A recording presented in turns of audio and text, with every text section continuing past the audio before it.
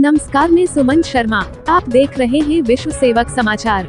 आइए देखते हैं हमारे संवाददाता की खास रिपोर्ट। नमस्कार, विश्व सेवक समाचार में आपका स्वागत है। आज खास मुलाकात की कड़ी में हम पहुंचे हैं ग्राम पंचायत सुंदरा। तो यहां से अगर बात करें सरपंच साहब की, तो यहां से जो सरपंच है श्रीमती अंतरा कंवर जी और इनके प्रतिनिधि श्याम सिंह जी सोडा हमारे साथ हैं। तो आज खास मुलाकात में इनसे बात करेंगे कि आपके कार्यकाल को जो काफ़ी टाइम हो चुका है, तो आपको किन किन समस्याओं का सामना करना पड़ा और मुख्य रूप से जो आपके विकास कार्य है उनकी क्या दर रही। तो सर, सबसे पहले तो हमारे चैनल में स्वागत है आपका।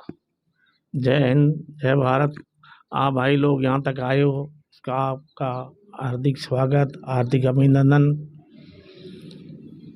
मैं श्याम सिंह सोडा, सरपंच प्रतिनिधि सुंदरा जी। हम सीमा पे बसे हुए हैं और हमेशा सीमा के प्रति हमारा भाव देश के प्रति समर्पित रहा हो। चाहे सन 1965 की लड़ाई हो, चाहे सन 1971 की हो। उस युद्ध के दौरान मेरे भाइयों ने, मेरे काकों ने आर्मी का साथ दिया, कंधे से कंधा मिला करके। उनका रिवार्ड के रूप में हमें जो इनाम दिया गया है, जो सर्टिफिकेट दिए गए हैं, वो भी हमारे पास उपलब्ध है। लेकिन इस सीमांत दूर दराज बाड़मेर से 170 किलोमीटर दूर पड़ता है, तो हर विकास के कार्य में हम थोड़े वंचित रह जाते हैं। जी। विशेष करके हमारे यहाँ एक बीएडीपी की स्कीम चलती थी, वो भी अभी बंद कर दी है। उस बीएडीपी में हमारा विकास ज़रूर होता था। अभी हमारे कई रोडें प्रस्तावित थी, स्कूल के भवन थे, हॉस्पिटल के भवन थे, लेकिन उसकी बंद होने की वजह से हमारे विकास कार्य रुक गए, बिल्कुल ठप हो गए हैं। और दूसरी बात है, मेरी पंचायत के 3-4 गांव डीएनपी क्षेत्र में आते हैं, तो डीएनपी के अंदर मूलभूत सुविधाएं बंद कर रखी है, जैसे डामर सड़क, कृषि कनेक्शन, ज़मीन हमारी, उस पे हम लोन नहीं ले सकते, केसीसी नहीं कर सकते, किसी विपत्ति में उसको बेच नहीं सकते हैं। इन समस्याओं में हम बहुत जूझ रहे हैं। इनका जब तक निवारण नहीं होता है, तब तक हमारा यहाँ जीना अधूरा है, क्योंकि हमारी प्रॉपर्टी, हमारा उस पर हक, और उसको हम काम में नहीं ले सकते। ये हमारे साथ बहुत बड़ा अन्याय है। जी। डीएनपी क्षेत्र में डामर रोड के अभाव से इन नरेगा बहुत अच्छी साबित हुई है कि नरेगा के माध्यम से हमने ग्रेवल में हर गांव, हर ढाणी, हर खेत को जोड़ने की कोशिश की है और जोड़ भी रहे हैं। अभी थोड़ी लेबर पे सरकार ने कुछ नियम चेंज किए हैं, तो उनके अनुरूप हम चल रहे हैं। बाकी पानी यहाँ पे है, लेकिन वो पानी नमकीन है। अब हम आस लगा के बैठे हैं कि नर्मदा नहर का पानी आएगा, मीठा आएगा, हम आपको पिलाएंगे। हम लोग मीठा पानी बारिश का इकट्ठा करते हैं, और जब बारिश नहीं होती है तब तो हम कहीं मीठा पानी दूर से ला करके इकट्ठा करते हैं। जी। और पिछली बार भी अकाल था, उससे पहले भी अकाल था। ज़मीनों पे लोगों ने केसीसियाँ ले रखी थी, बीमा भी कर रखा था, लेकिन क्लेम आज तक नहीं आया है। ये लोगों के साथ यहाँ के अनपढ़ लोग हैं, हाव उलट करना हम जानते नहीं हैं, सिद्धांतवादी है, लेकिन लोगों का जो फायदा हक है वो नहीं मिल रहा, मारा जा रहा है। बिल्कुल। तो श्याम सिंह जी का यही कहना है कि जो ये ग्राम पंचायत है सुंदरा, ये जो अपना जैसे जिला हेडक्वार्टर है उससे अंतिम छोर पर है, और जो अपना देश की जो बॉर्डर सीमा है वो भी इसको लग रही है अंतिम छोर पर है। तो यहाँ पे जो मूलभूत सुविधाएं हैं, चाहे राज्य सरकार की है चाहे केंद्र सरकार की है, उनको यहाँ तक पहुँचने में काफ़ी समय लगता है। और रही बात कि कुछ योजनाएं तो ऐसी है जिनका यहाँ की जनता को ज्ञान नहीं होने के कारण उससे वो वंचित रह जाते हैं। और रही बात इनके जो परिवार का जो योगदान है देश सेवा के अंदर हमेशा रहा है। तो श्याम सिंह जी, अब जनता ने आपको एक सरपंच प्रतिनिधि के रूप में चुना है, तो आप अपनी जनता के हितों में और क्या कहना चाहते हैं इसके? जैसे ये भारतमाला बनी है, तो ये मोहनाबाद से सोंदरा तक करीबन 45 किलोमीटर बन गई है। सोंदरा से बिंद्रा का तला ये रोड लगभग 36.500 मीटर अभी तक बाकी पड़ी है। इससे इनका ये लोग कहते हैं कि डीएनपी के अंदर है, लेकिन ये 1 इंच पे डीएनपी के पिलरों के अंदर नहीं आती है। हमने जब इसकी जांच करवाई तो डीएनपी वाले कहते हैं कि ये तो अंदर तो नहीं है, लेकिन 5 किलोमीटर रोड हमारा डार्क जोन में आती है। हमने ये भी कहा कि यहाँ सरकारी लैंड ज़्यादा है, आप जितना भी 5 किलोमीटर डीएनपी का जो डार्क जोन आता उससे हटा करके ही रोड बना दो। अभी 35 किलोमीटर के अभाव में पूरा भारतमाला का प्रोजेक्ट अधूरा पड़ा है और हमें यहाँ से म्यादलार जाने के लिए रोड रेते में बंद पड़ी है, रेत आ गई रोड पे और रोड सारी टूट गई है। इसके न तो कोई देखभाल करने वाला कोई नहीं है। इस सारी समस्याओं का हमें सामना करना पड़ता है। जब भी कोई बीमार पड़ता, सांप काटता तो हमारे यहाँ नज़दीक औषधालय म्यादलार ही पड़ता है और रोड के अभाव में हम पेशेंट को वहाँ जल्दी नहीं ले जा पाते। चाहे सांप काट दे, चाहे डिलीवरी हो या चाहे कोई अन्य बीमारियाँ हो, तो टाइम पे हम नहीं पहुँच जाते। इस चीज़ की हमने कई बार गुहार की है, लेकिन कोई उचित कार्रवाई नहीं की गई है। और न तो मेरे एरिए में जो ये डीएनपी क्षेत्र में गांव आते हैं वहाँ पे टावर की व्यवस्था है। हमने वो काऊ वाले टावरों के भाई निवेदन किया, अभी काऊ वाले टावर लगाए जाए ताकि लोग बात कर सके, को ज़रूरत पड़े तो गाड़ी घोड़ा मंगा करके गंतव्य स्थान तक पहुंच सके, लेकिन न तो टावर की व्यवस्था है। जब सोंदरा में टावर लगा था तब 8-10 किलोमीटर रेंज पहले चली जाती थी, लेकिन अभी वो भी रेंज बंद हो गई है। हमने कई बार निवेदन किया है, लेकिन वो कोई कार्रवाई नहीं की जा रही है। बिल्कुल, कहीं न कहीं अगर बात करें इस क्षेत्र में समस्याओं की, तो जैसे जो भारतमाला रोड है, वो भी मुनाबाबाद से सोंदरा तक है और आगे का जो क्षेत्र है लगभग जो सरपंच साहब ने बताई है अभी कि उतना क्षेत्र के अंदर जो रोड है वो अभी नहीं बन पाई है किसी कारणवश, तो उसकी तरफ भी ध्यान प्रशासन को दिया जाना चाहिए। तो सर मुख्य रूप से जो समस्याएँ आपने हमें अवगत करवाया है वो तो रही। अब शिक्षा के क्षेत्र में जैसे आपके टाइम के अंदर क्या बदलाव आया यहाँ पे?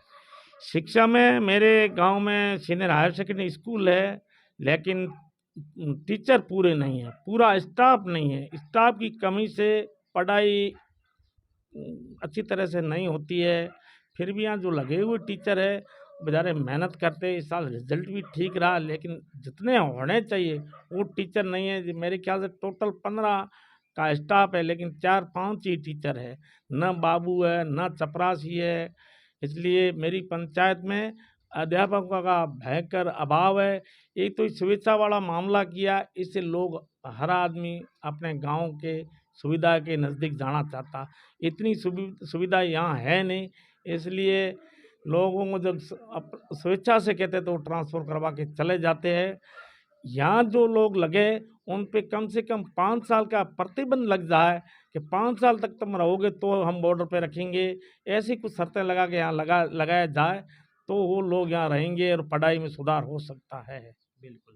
तो सर अगर अपने बात करें पेयजल की सुविधाओं की, तो इस क्षेत्र में क्योंकि अभी गर्मी का मौसम चल रहा है, तो पेयजल की सुविधाएँ क्योंकि पशुधन है, चाहे इंसानों के लिए भी, क्योंकि पेयजल के बिना यहाँ पे जीवन बिल्कुल ही दुर्लभ है। तो उसका लाभ किस प्रकार से पंचायत में मिल रहा है और आगे उसमें क्या सुधार होना चाहिए? पेयजल के यहाँ ट्यूबवेल्स बने हुए हैं, लेकिन ट्यूबवेल मेरी पंचायत में 3-4 जगह है, लेकिन एक ही कर्मचारी केवल मात्र सोमरा में है, वो भी बुजुर्ग है। बाकी ट्यूबवेलों को चलाने के लिए स्टाफ नहीं है। ये गर्मियों में केवल मात्र महीना 1.5 महीना के लिए 100-150 रुपये के लेबर लगाते हैं और जैसे थोड़ी बहुत गर्मी हटती है तो उनको हटा देते हैं, फिर वो राम भरोसे ट्यूबवेल चलते हैं। कोई उनको स्थायी चलाने वाला होता नहीं, जो आए वो चलाता और मशीनें ख़राब हो जाती है, फिर ही ख़राब पड़े रहते हैं। और जब हमने अधिकारियों से संपर्क किया तो वो कहते हैं भैया हमारे पास स्टाफ है, हम कहाँ से ले आए। ये जवाब हमें मिलता है। उनकी भी समस्या है। ये यहाँ तो ठेके पे दिए जाए या इनको स्थायी कर्मचारी लेकर के इन पे लगाया जाए तो ये व्यवस्थाएं सुचारू रूप से चल सकती है। अन्यथा लाखों करोड़ों रुपए खर्च हुए, उनका सदुपयोग नहीं हो रहा है। बिल्कुल, क्योंकि हमने भी देखा है कि अधिकतर यहाँ पे जैसे सरकारी मद से जो जैसे भवन निर्माण भी किए गए हैं, अलग-अलग स्कीमों के अंदर लेकिन उनके अंदर कर्मचारियों के नहीं होने की वजह से वहाँ का जो कार्यशैली है वो काफ़ी प्रभावित हो रही है। हाँ, जैसे मेरे गांव में जीएसएस बने को करीबन 4 साल हो गए, उसके पैसे भी अलॉट है, उसकी बिल्डिंग नहीं बनी, चार दीवारी नहीं बनी, तो वहाँ बेचारा अगर कर्मचारी एक आधा है तो वहाँ नहीं रह सकता, वो आगे गांव में रहता। तब फॉल्ट होता तो रात में वो वहाँ कैसे जाए, कैसे वापिस आए। ये इलाका थोड़ा सांपों का प्रकोप रहता है। अब इस मामले भी मैंने कई बार अधिकारियों से गुहार की, भाई पैसे मंजूर है, ज़मीन हमने अलॉटमेंट करके दे दी है, फिर भी भवन नहीं बन रहे। भगवान जाने क्या बात है, क्या इनकी मंशा है। अगर ये बन जाए तो वहाँ का कर्मचारी वहाँ रहे, फॉल्ट आने पे वो तत्काल संभाले, कोई वीसी भी बंद हो जाए वीसी भी चालू कर दे। अब वो गांव करीबन 1.5-2 किलोमीटर दूर है ज़्यादा जीएसएस से, बेचारा अकेला वहाँ रहते हैं, कैसे रहे। वो गांव में रहता है और गांव से 1.5-2 किलोमीटर रात में आना जाना बहुत समस्या का सामना करना पड़ता है। तो श्याम सिंह जी, अभी आपने जैसे सरपंच प्रतिनिधि के रूप में जो भूमिका निभाई है, तो हर प्रकार की समस्याओं से भी आपको लोगों ने अवगत करवाया होगा जब वोटों के लिए भी गए थे। तो अगर अपने बात करें आपके कार्यकाल में समस्याएं काफ़ी रही है, क्योंकि ज़िले हेडक्वार्टर से भी काफ़ी दूर है, तो जनता का जुड़ाव आपके साथ हमेशा बना रहा है। तो आप अपने कार्यकाल के अंदर जैसे बात करते हैं अपने जैसे राज्य सरकार की और केंद्र सरकार की जो कल्याणकारी योजनाएं हैं, वो पूर्ण रूप से धरातल तक नहीं पहुंच पाती। इसका मुख्य कारण क्या रहता है? एक तो हम दूर पड़ जाते हैं, दूसरी जो स्कीम है उसमें एक्चुअली स्टॉक का अभाव है। और नेटवर्क पे ज़्यादा ये करना चाहते हैं, नेटवर्क यहाँ सुचारू रूप से चलता नहीं है, गांव में ई मित्र वाले है नहीं, इस वजह से हम थोड़े से वंचित रह जाते हैं। जी, जी। तो सर, जनता ने आपको भरपूर सहयोग किया, इस पद पे आपको विराजमान किया, तो आप अपनी जनता को क्या संदेश देना चाहते हैं? जनता को ये देना चाहता हूँ कि मेरे से जितना बन पड़ा मैं जनता का साथ दूंगा, विकास से जोड़ूंगा, हर समस्या का सामना करूंगा। लेकिन मेरी पंचायत समिति मुख्यालय भी यहाँ से उपखंड कार्यालय यहाँ से 85 किलोमीटर दूर पड़ता है। केवल मात्र एक बस सुबह प्राइवेट जाती है और वो शाम को आती है, तो आवागमन की भी हमारे बहुत समस्या है। जी, जी।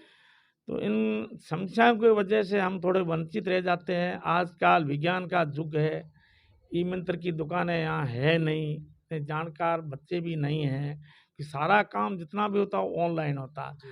हम एक काम पढ़ने पे 85 किलोमीटर आने जाने हमारे 4,000 रुपये खर्च हो जाते गाड़ी के, तो इतने पैसे वहन करना असंभव है।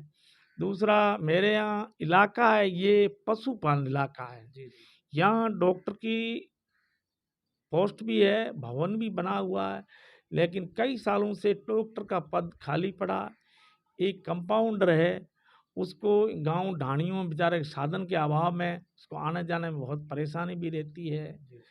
अ, पशुपालन और दूसरे में यहाँ थरपारक नस्ल की गायें पाई जाती है। जी, जी। तो गायों की भी नस्ल खराब हो रही है, क्योंकि हमारे यहाँ गौचर जमीन ज़्यादा होने की वजह से आसपास के लोग नकारा बैल यहाँ रात में छोड़ के चले जाते हैं। वो बैल गायों की नस्ल खराब कर रहे हैं। अगर उनका सरकार मुंह चला करके बंधियाकरण करवा दे है तो ये धारवाड़ ये गायों की नस्ल बच सकती है, जो देश के लिए हितकारक है, बहुत अच्छी चीज़ है। लेकिन हमने कई बार निवेदन भी किया है, इस पर उचित कार्रवाई नहीं हुई है। जी, जी। कि कहीं न कहीं जिस प्रकार से जो आवारा पशुओं को जो लोग यहाँ